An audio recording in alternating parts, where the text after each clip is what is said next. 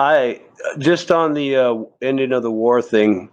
I mean, I think the only way there's really a peace deal is if Trump got in and was able to pull something out of his ass, because I don't think he's probably the only one that could put some kind of deal together. So I think realistically, the war will be decided on the battlefield, and that'll probably be over the next year, by the end of next year, just because of the way it's going. I mean, I don't see how Ukraine is going to magically have some surge of troops and equipment come in. I mean, there was a story I think History Legends did the other day about a guy that was in his 50s that got conscripted. So the time he got conscripted till the time he's been reported MIA or killed was 1 month. So that included his training time. There's lots of British. I mean, that could I just don't see how they can maintain that. And then when you look at what's going on down south, and then the other parts that are starting to kind of get the pressure, where's this magic plug coming from? But I just want to add one more thing. Is that you talk about like Trump, able to bring the peace deal. But I got a feeling is that even let's say Trump say that, okay, we're gonna give you the entire of Donetsk, Kherson, Zaporizhia, and Luhansk. I think Russia also wouldn't want that. I think Russia would want more. They want Kharkiv, Sumy, and they will feel like Odessa. it's a loss, right? Russia will feel like it's a loss because they already destroyed the entire military. So why not take more? So it's like exactly. Yeah. So not even the Trump will offer such a generous deal. I think Putin may not even accept it. Well, I know. I mean, I agree with that. I'm just saying I think he's like the only guy that could throw a deal out there that anyone would even take seriously, and whether they took it or not. It depends who gets to run the faux regime that is then in Ukraine. It's like, is it a continuation of the coup government of Victoria Nuland, or do the Russians get to put their fake Ukrainian government in power? That's going to be the key issue, because if the Russians get to install a Russian-friendly government in Kiev, they get the whole lot, right? As a friendly ally, which is kind of like the only good outcome for them. Because the alternative is that you've got some NATO client state in rump Ukraine, and even if that's small, even if that's like Lvov and a couple of plants outside Lvov, that still sucks. That's still almost a net win for NATO. So I can almost see the Russians continuing to just apply pressure until there's a Russian-friendly government in Ukraine. And that might be counterproductive. I don't know. They might apply so much pressure that the Ukrainians just hate them like forever. But who knows? But in any case, I don't see any. It's too late for that. That's already the case.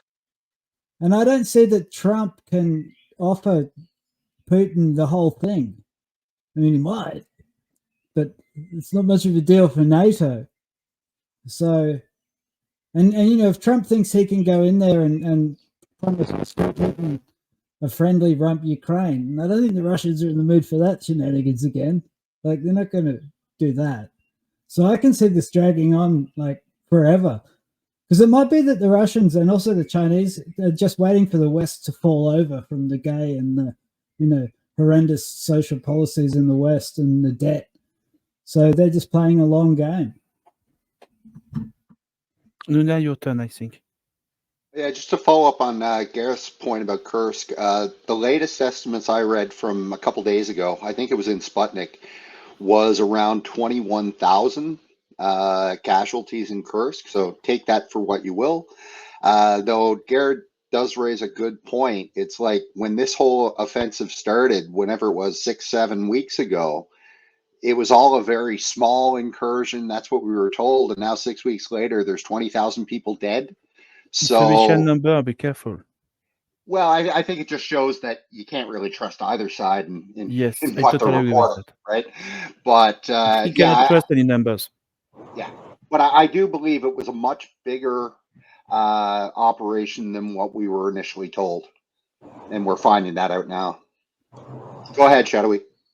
I think it's Nika turn now. He's not there anymore. So I just wanted to. I'm here.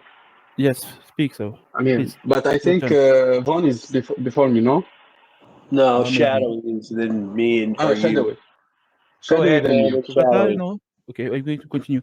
So the main issue is the the continuation of the war or the Trump idea of peace is going to be, if Trump is really decided to make peace, he's going to basically ask Putin what he wants. And he's going to say yes to everything. Because, honestly, do you think Trump cares about Odessa? I'm sure he doesn't. And how many US people in USA know where Odessa is? So we could say, yes, take Odessa if you want. I don't know where is it. I don't care. And for the government in Ukraine, for what is going to be left in Ukraine, I think Putin don't want a pro-Russian government. Because there is two questions which important in the peace deal, is the Odessa situation and the debt. If the debt is not forfeit, Putin don't want the rest of Ukraine to be a pro-Russian government. Because if he does that, that means that he's going to have to pay the debt. And if it's a pro-Western government, basically the debt go to Europe. Because I think Trump is going to say, I don't want to pay too. So Europe is going to have to pay the debt of Ukraine in one way or another. 100%. So for me, going we to are be your going problem. to have a pro-Western government in Kiev and Lviv, and everything else is going to be pro-Russian. I think it's Pata turn. No, he's not there. Me. Someone else. Nika, I think. Yes. Ron, I don't know. Yeah. For me too, as everyone thinks, I don't think Russia will be okay with what it have now, because it's already in a winning strike. The military is good. The territory gains are accelerating. They have a good tempo, so I don't think they want to stop here. Neither, I think even from inside Russia, I think the expectation is a bit bigger because they spend a lot of manpower, they risked a lot. So there is a peace deal. I don't think Russians will accept it, and at least on these current borders. Even the 4 oblasts, I don't think they will accept that. But I don't think there is a peace deal in the horizon, because Zelensky is doing a great job for Russia. He's refusing any peace deal, so he's making the situation worse and worse until there would be like a total collapse or a partial collapse. So that will leave Russia with a territory that it wants. I think it's like the left side of Dnipro will be good for them, with Odessa maybe as a cherry on the cake. Odessa is very important for everyone. Yeah, of course. Odessa is very important. I think they're not even bombing it that hard because they want it for themselves, so they want it intact-ish. But who knows? Von? Yeah, I was just going to say, like on the peace deal thing, like I said, I mean, I'm just assuming he's the guy that might be able to cobble something together. But realistically, think about it. Even if Trump wins, there's no peace deal at the minimum till January 20th. So they still have another 3 months to push across Ukraine and get what they want before there's actually a deal even talked about, probably. I mean, not to say there won't be some back channel talking maybe, but nobody can do anything officially, so it won't matter. And then, with the whole Kursk incursion, I mean, yeah, they went in there with, I don't know, I think they said it's up to 6 brigades, but you got to look at those casualties too. A lot of them were in the Kursk pocket. Then you had all the strikes against the follow-on forces that got hit pretty bad all around there. And, and when they say Kursk, it could be the Kursk region, because you can remember there was a couple areas to either side of the penetration where Wyatt was highlighting airstrikes in these forests and stuff, probably where there was troop concentrations or equipment. So that's probably where a lot of the casualties were from. Plus those guys, when they pushed in, they caught the Russians off guard and they drove up a lot of roads, but the Russians, and they said this specifically, the hunter-killer teams of special forces and small units, ATGM teams and snipers devastated those advancing units. And then you had small mechanized units like platoons and companies. You saw what happened with 2 BTRs. They wiped out nearly a company of Ukrainian troops and armored vehicles. You saw those vehicles get hit. Most of those guys didn't get out. You're not getting out of an armored car that just got penetrated by multiple 30-millimeter shells. I mean, yeah, they pushed in. They did great. And the thing is a lot of these videos coming out are probably stuff that happened in the first week, like that company-sized element that got wasted. That was probably in the first 4 or 5 days, but it just got put out now. Like that's some bullshit that just happened. There probably hasn't been a company-sized element moving around inside that Kursk area for a month because it's too hot. There's no way in hell you're driving around there with all the drones, all the air artillery, all the air support, and like I said, all the Hunter-Killer teams running around. I mean, that place is a death trap, and Wyatt's reports and other reports, verify it. The whole front's collapsing. Everybody that's in there should get the fuck out, or they're going to get trapped, cut off, and killed. Super I think chat. it's John Scott. cut up. It's my turn. John Scott super chatted. Yeah. Harry Camels 2024. Okay, so next. I want him to Yeah, come to speak with us because I think we have very, very few Democrats on the open, Michael. So we need him. Please come to speak with us. Yeah, why would you guys assume that Trump is going to be any less supportive of Ukraine than Harris would? Because I'm thinking of Trump in his first term, everyone was saying, oh, he's going to withdraw the U.S. from NATO, he's going to pull all the troops out of Europe, he's going to do this, he's going to do that, and of course he didn't do any of that. He actually expanded NATO to I think Montenegro and Macedonia. I think those were the two countries. But so that's what you're basically dealing with with regards to Trump. He could just say all he wants about how he's going to end aid to Ukraine, but he doesn't actually have to do that once he gets into office. And I think all things considered, whether Trump or Harris win the election, you're in a position in the U.S. now where most people aren't supportive of increased Ukraine aid. I think a lot of people aren't even supportive of the current amounts of aid going to Ukraine. So what you're basically going to see is that Russia's going to keep gaining more and more land, and eventually, Ukraine itself is going to have to come to some sort of agreement with them, regardless of what the U.S. wants them to do.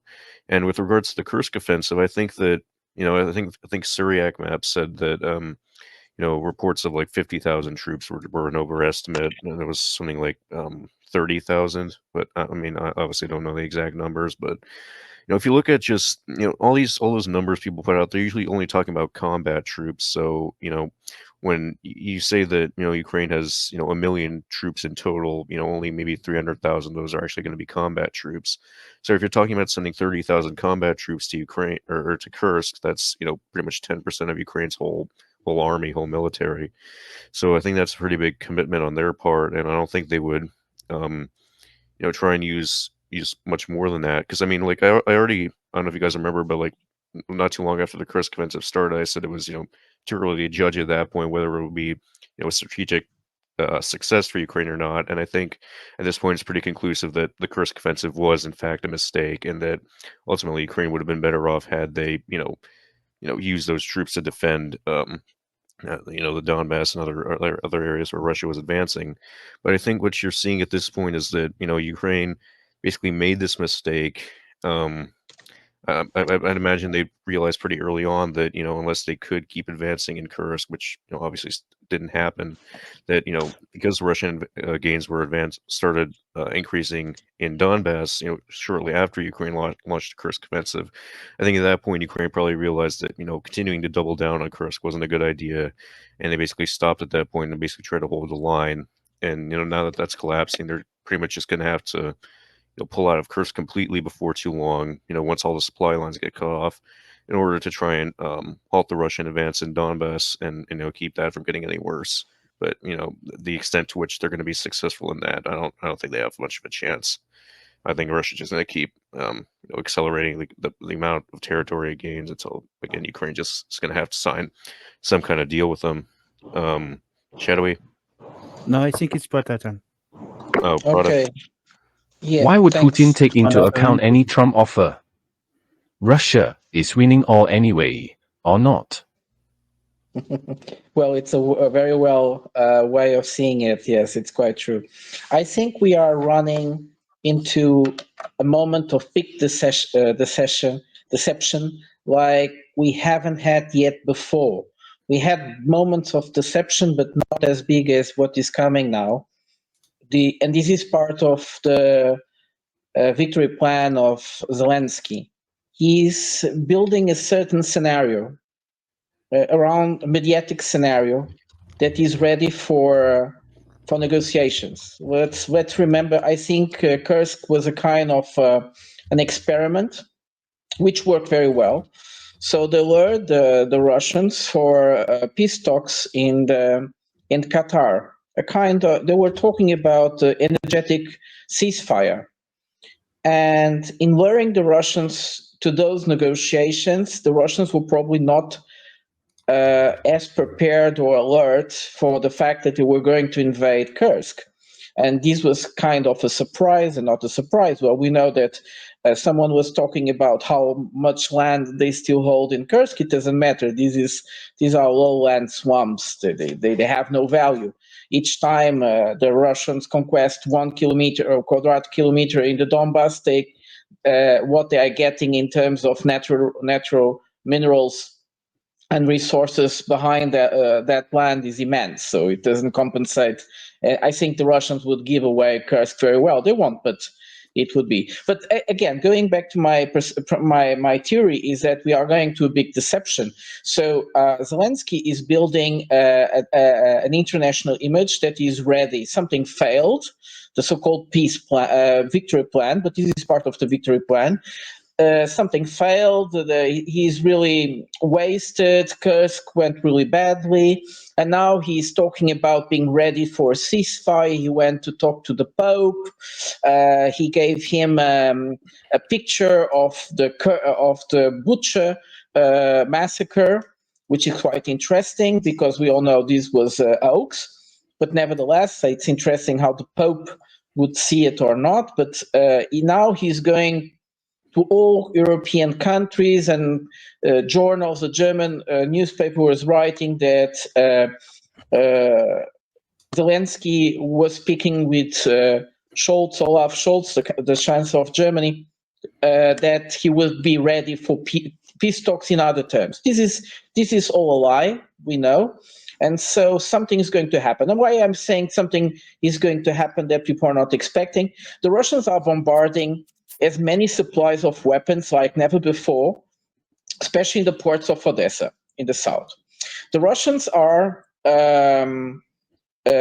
trying to find out the pose everywhere, like something entered into Ukraine that is going to be very badly. And last but not least, we saw that today at least dozens of videos in Ukraine about forced conscriptions.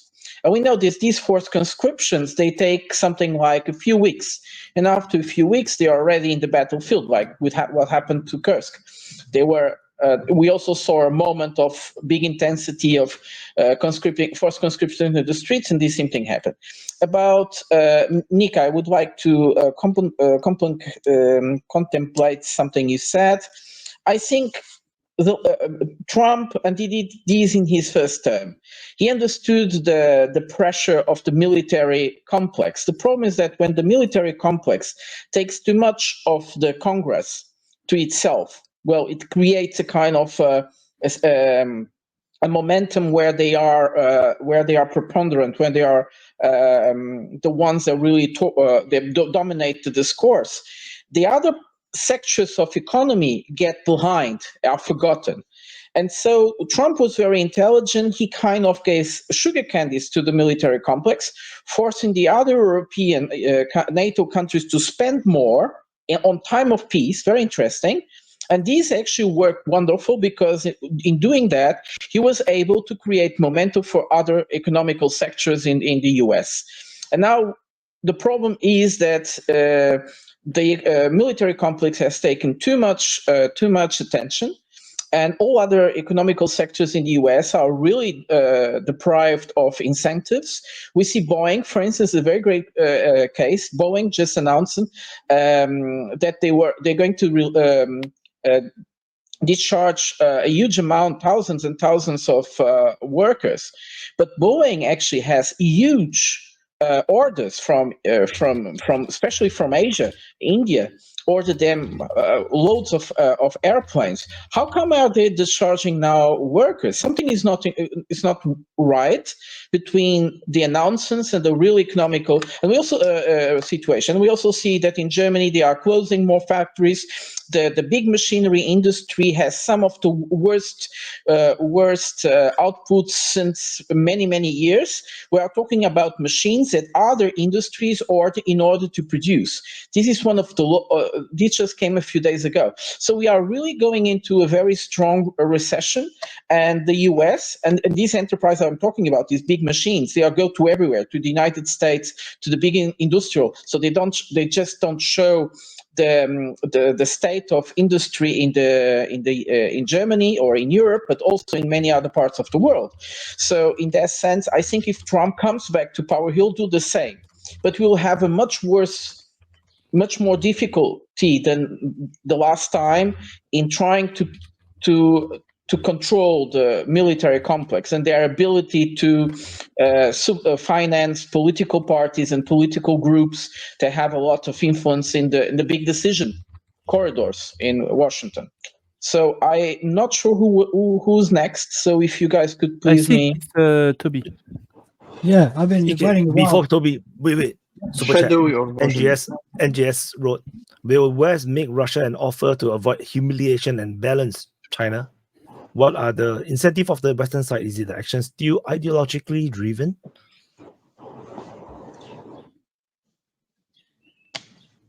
Yeah, okay. So on that, like talking about what Trump is going to do, but if you can remember, like way back at the dawn of time during Trump's first presidency, if you remember the kind of people that he ended up having around him, like Mike Pompeo and others, the thing is, he doesn't really get to choose, right? Because the way it works is like, this is just like how horse trading works in US politics.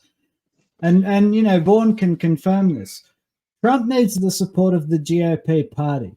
And so he is going to do deals whereby a whole group of GOP senators, or even one senator from one state, will say, I'll give you my confirmation vote, and I'll vote with you on like your wall or whatever, but I want to get my guy appointed into the Pentagon, right? And he's just spent 5 years at Boeing, and he knows how all the contracts are supposed to go there, right? And so in order to be the guy, in order to be branded as the Republican Trump has to do all these deals, right? Like, it's not optional. It's not like Trump's being a bad guy by doing all this horse trading. Yeah, but he's working around that right now because they're having people being picked. What the job is. At the end of the day, the Senate, like, and this is another thing, right? You talk about like what Trump can do. We're talking about the people that he can appoint without Senate approval. Right? There's thousands of them. He's already got over 500 ready for day one. So there's the potential for a lot of different things to happen is all. But it also cuts the other way. Trump is only the president. That's all he is. And the US is not an entity where the president is the only and exclusive power holder. Like, there are 4 different senatorial committees that can commit over $4 billion per year out of the US budget to a foreign war. And if those committees choose to do that, unless the president like outright vetoes it and makes a big deal out of it, that's just the business of the US Senate. And not only can those 4 different Senate committees commit funding to foreign wars, they can commit funding to foreign wars on both sides of the same war. And that actually happened. That happened in Syria. One Senate committee was funding the defense of the Syrian oil fields, and another Senate committee was funding Kurdish rebels. And it just so happened that the Kurdish rebels got tasked with attacking the oil fields. And so the US Senate was attacking itself and funding both sides. And my point about this is, right, this Ukrainian conflict, it's part of an economy. And Trump is not the guy you think he is. If you think he's going to go and take money out of those poor weapons manufacturers like Raytheon and Boeing, who are just trying to feed those kiddies, right? And if you think that Trump is going to stomp on the futures of those hardworking Americans, well, that's not making it again, is it? So there's a similar story on the Russian side, and that's why I think this conflict has got legs. But because it suits the military industries on both sides, and because like nobody really wants to own Ukraine because it's like massively expensive and it's saddled with so much debt as well. But anyway, so Shadowy, I think. Yes, I wanted to add something about the earlier comment, and I think the Trump is going to create a peace deal, but Putin may just listen to it very politely and just say no, or we want more, so give us more, or we are not going to do anything. But Trump is going to propose something, and Putin is going to do what he wants. And if Trump is smart enough, he has already people in Moscow asking Putin what he wants. So he should have a very clear idea of the situation if he is smart, and I think maybe he is. So maybe he's going to make a peace deal that he already knows that Putin is going to say yes, or already knows that Putin is going to say no. We don't know. I think after it's Virgin turn. Hey guys, do you hear me? Yes. Yeah, I see you agree mostly, and what Ryla said, that nobody can be sure which direction Trump will really go regarding support for Ukraine. This is, in my opinion, quite true, because it's not just that the MIC exists and well, the rich peoples on both sides have interests and stuff. There is really this thing, in my opinion, that states have interests, and in foreign affairs especially. And the interest of the foreign, the foreign interest of the United States won't go away because of Trump getting elected. You know, they ultimately will want the other great powers to be as weak as possible. It's in the interest of every great power, especially the greatest, if it's the hegemon. So this will not change radically. So the policy of Trump will not be decided just by some profit calculations and stuff, but real long-term strategies play into that as well. So I can easily see Trump continuing to support or doubling down the support, regardless how all of them think that the war will end, because victory is not the only goal. Weakening of the other side is also a viable goal. This is why I think that not a lot will change, regardless who will be elected. Yeah, and there was, I think, recently, the other week, an interview with Pompeo. I think he's not in very good terms with Trump anymore. But regardless, he was arguing about how the West needs to bring Russia back into the fold because of future possible, not conflict, but adversary, well, politics against China. And that it's in the interest of the West to have Russia on their side. So these people realize that, and the question is, have they crossed the point of no return to bring Russia back? What do you think about it, Vlad? Oh, sorry. Wyatt is the boss. So it's always Wyatt's turn. I respond first, because just now we were talking about that. What could Trump offer, right? I'm just about to say something similar to what Mike Pompeo has said. What if Trump offered Putin to take any amount of Ukraine Putin wants, and then, but in return, Russia pivot back to the West and cut off, all this cooperation with China and all these BRICS things, and something but it's with recognition of Crimea and all of Ukraine that Russia takes. It's super deal. I'm just saying. You choose the next person, Virgin. Nika was the next. Nika. Yeah, hi guys. White has proposed a very tempting offer, but I don't think it's about Ukraine, only Ukraine. Ukraine is one piece of the puzzle. What happened? I don't think any leader or a man of influence in Russia will go to the arms of the European and the West as easy as giving some territory. We see what they did to Russia. So I think they will want to not be so dependent on China in one hand, but not be dependent so much on the West. We know everyone here know that the West cannot keep their deals, cannot keep their promises. So why he should trust them, even if they give him all Ukraine. I will not trust them. So in Nika. Okay, Trump offered Russia to join NATO. Signed deal, confirm. Okay, what do you think? They will not accept. At least has to offer Alaska. At least Alaska. The deep state will not accept. Maybe they are going to say yes.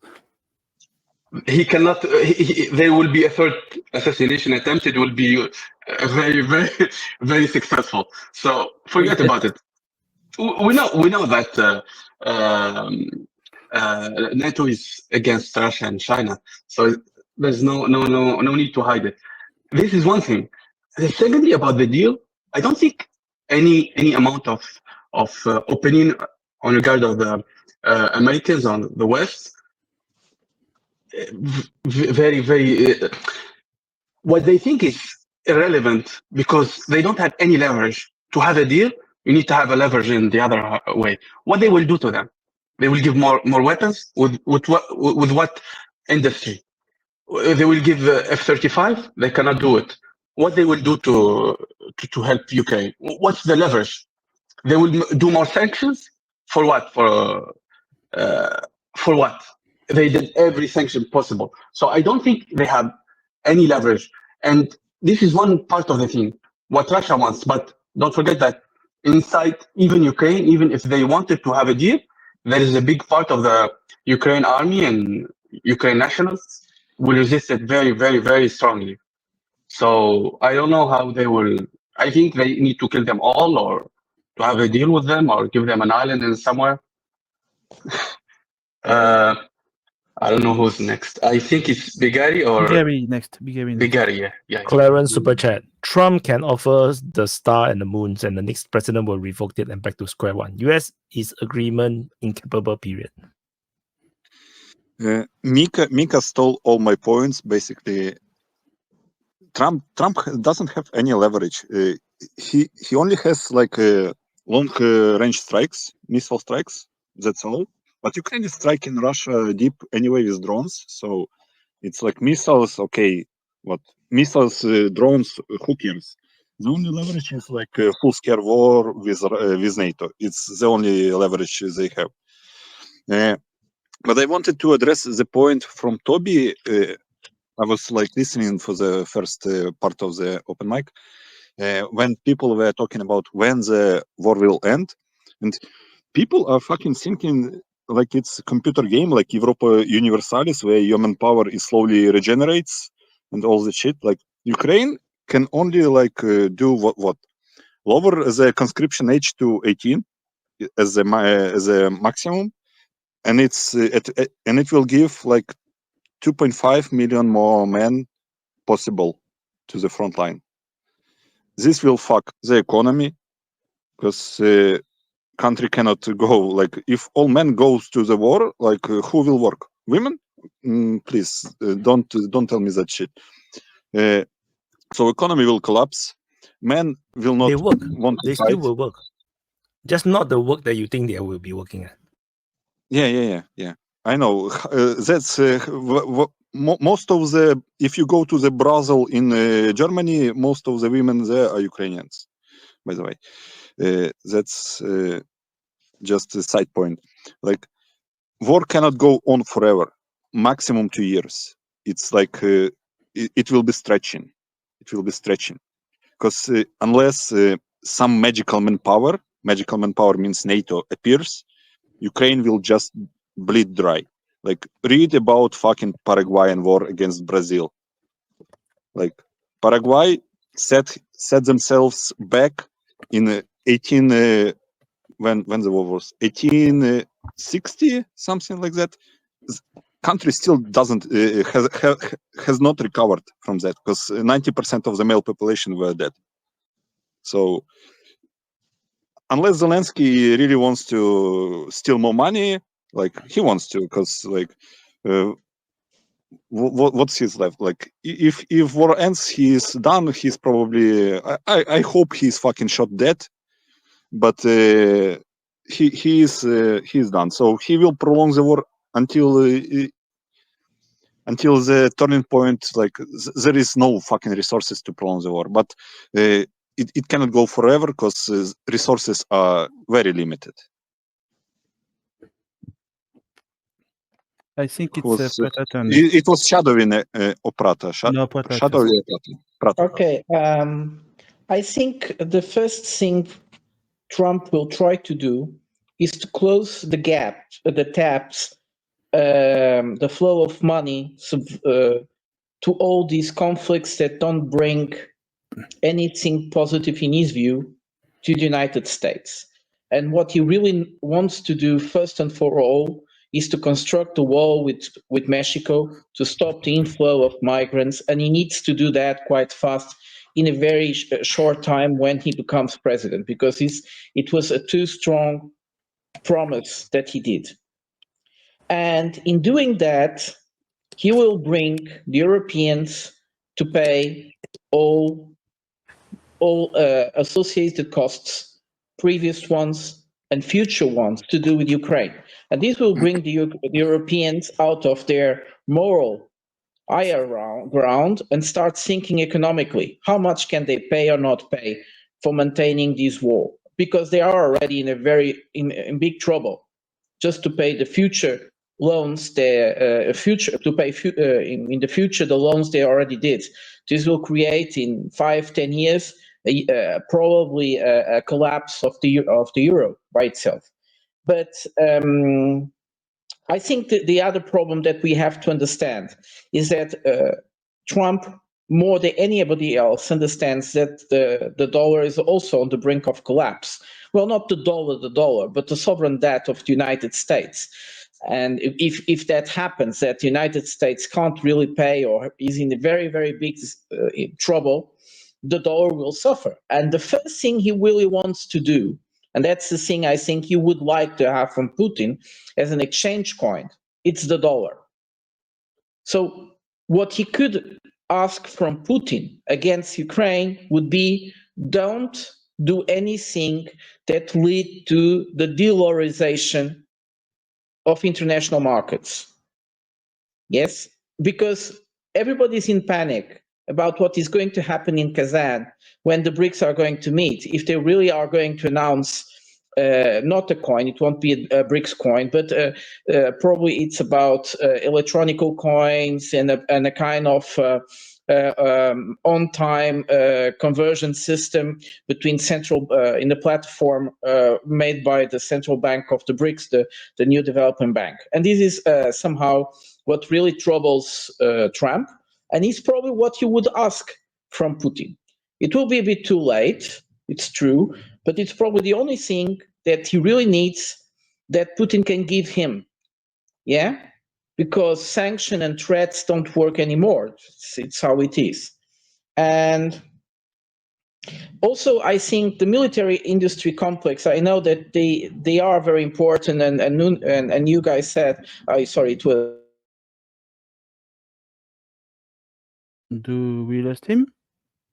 No, I'm just going to finish. If you still hear me, I'm just going to think. I was just going to say that, okay, yes, the workers in the military complex are important, but nevertheless, they will keep working. The problem is the workers in the other sectors, and those are the ones that Trump will really try to save and to bring more industries, more production of goods to the United States. And for doing that, he will need to bring that money that is going out for wars and conflicts and financing all types of proxies. He will need that to invest in the United States. So I think this will be the big difference. And as I said, for me, it will be asking as Gambit to stop the dollarization, and Trump will do everything to stop that if he comes to power, because we don't know if he comes to power. Now, Shadow, you know who is next? I presume it's you. Yes. But you Just have one, just choose. Just trying to follow it. It doesn't matter. It's who. Yeah, Stern is You Virgin. can skip people. And the Stern is Salvador, and the Stern is Von. Okay, then please tell So the next person. I just wanted to add something about Trump and his future peace plan, maybe if he's elected, of course. I think the key point is going to be Odessa, as always. If Odessa is in the peace plan, then this is a serious deal. If Odessa is not in the peace deal, that's just propaganda things. For me, that's the main issue, Odessa, as always. So, Nunia, your turn, and after it's Virgin. Oh yeah, no, I was just going to comment that on Wyatt's hypothesis about Russia, coming back to the West. I think that ship has long sailed now. I mean, and I keep saying to you guys, forget about the news, read the trade journals. The deals are being signed constantly. Almost every day you're hearing about, some sort of export deal in agriculture, in mining, in oil. They're happening constantly between Russia and countries all over the world, and China and all over the world. They've moved on. Like they've left us in the dust here, guys. They're never coming back. So I think that it's a lot of hopium to think that we could do that. But the reality is the U.S. just doesn't have any bargaining power in this situation. Russia's going to take what they're going to take. They're going to go down to the river. They're going to take Odessa, possibly link up with Transnistria. And then from there, they're going to say, this rump that you've got left, we're going to create a buffer around it, and you guys take care of it. That's how this thing will end. But the whole notion that we're going to go back to how things were, 10, 20 years ago, it's just not happening. Yeah, go ahead, maybe just a comment. Maybe they will give some to Poland and the neighbor countries, so they will shut up. Right. Yeah. I can see that happening. They'll just, purse it up amongst themselves and call it a day. Go ahead, Mojo. So what can the West offer? It's kind of a question if the West has still a stick and still a carrot, as if Russia would be only reacting to such things. But let's look on it. Does the West still have a stick? Well, I guess so. They could still escalate a few steps up the escalation ladder, like for instance these long-range rockets and additional color revolutions in Russia surrounding.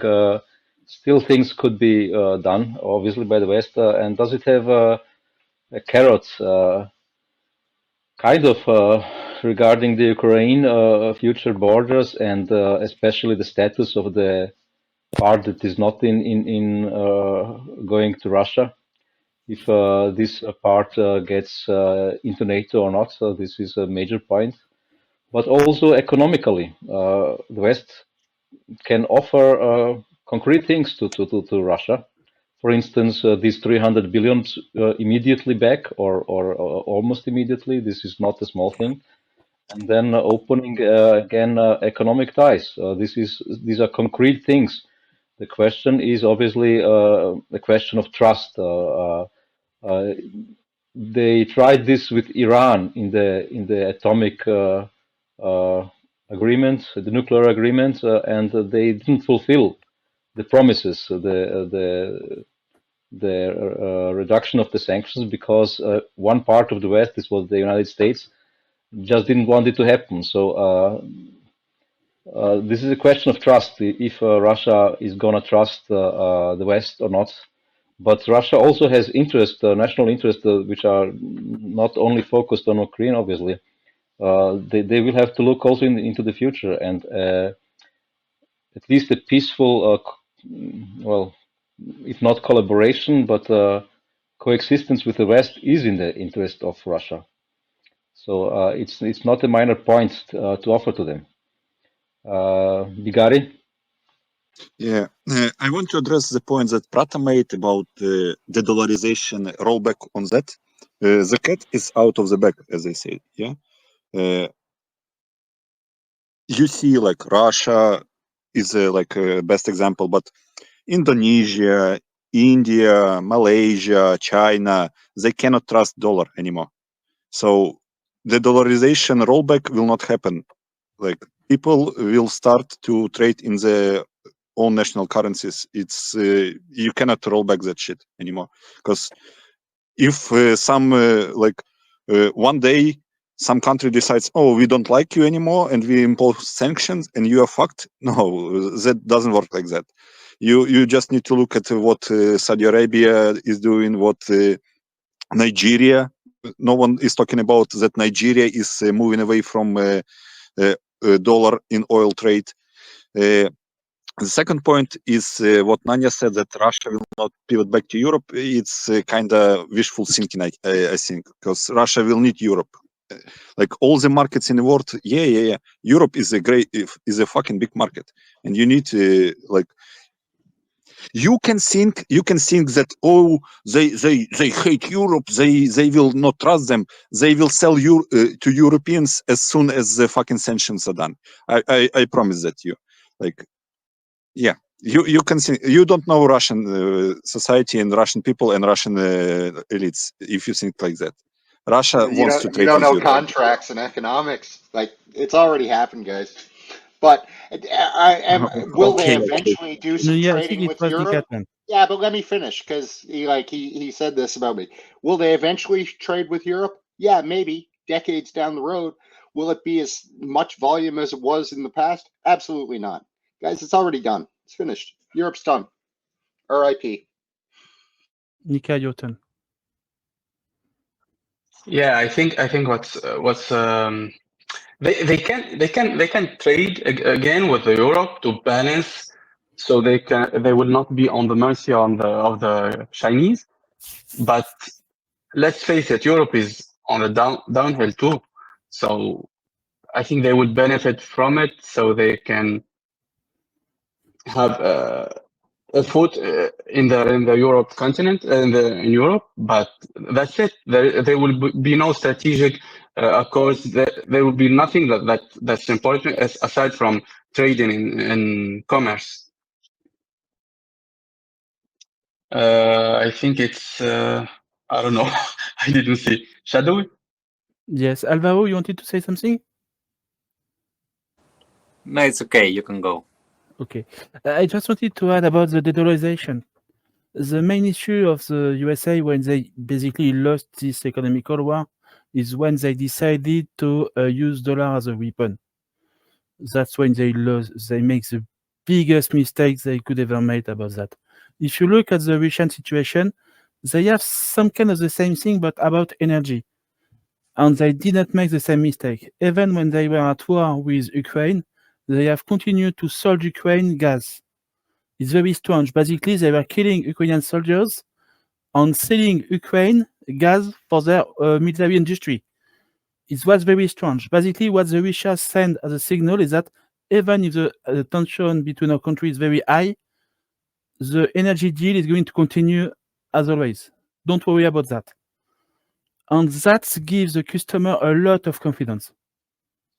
And it's a very big thing, big difference between the long-term diplomacy of Russia and USA. Basically, Russia has quality diplomat and USA diplomats as very bad.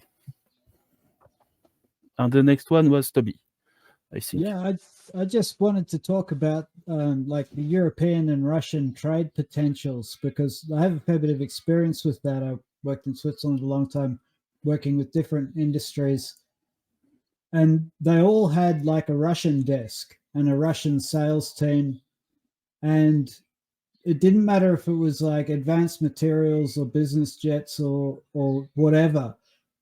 The Russian market was always the highest profit margin and the fastest growing, because there's like loads of billionaires in Russia. There's lots of cash from the oil industry, and Like, so the Russians go shopping in Europe, right? And they've got a lot of money to spend, and Europe's got some pretty neat stuff to sell. That's not going to go anywhere, right? And so, like, it wouldn't matter what industry you were in. The fastest way to get rich, right, would be to get other people to give you their book of Russian business. You know, like if I could walk into Switzerland and everybody's just going to go, you know what, I'm not trading with Russia, so all my customers here, right, you can have them. Here's my book.